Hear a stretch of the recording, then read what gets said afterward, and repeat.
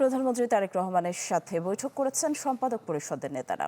সচিবালয়ে এই বৈঠকে সাংবাদিকদের বিরুদ্ধে মামলা ইস্যুতে সরকার প্রধানের হস্তক্ষেপ চান তারা। সাংবাদিক নেতারা বলেন, সাংবাদিকদের বিরুদ্ধে এত মামলা গণতান্ত্রিক পরিবেশ এবং সরকারের ভাবমূর্তির জন্য ভালো নয়। বৈঠকে স্বাধীন সাংবাদিকতার বাধা সৃষ্টি করে এমন আইন কানুনের বিষয়েও সরকার প্রধানকে অবহিত করেন সাংবাদিকরা।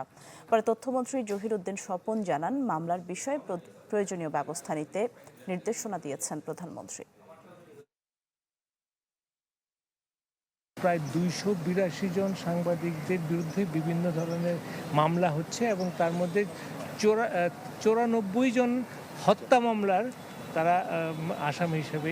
তো সেটা আমরা প্রধানমন্ত্রীর কাছে সেই লিস্ট দিয়েছি। সাংবাদিকদের বিরুদ্ধে হত্যা মামলা এবং এত ধরনের মামলা, এটা গণতান্ত্রিক দেশের পরিবেশের জন্য ভালো নয়, এই সরকারের ভাবমূর্তির জন্যও ভালো। খুবই আন্তরিকতার সঙ্গে উনি এটা গ্রহণ করেছেন এবং বলেছেন যে ওনারা পরীক্ষা করবেন।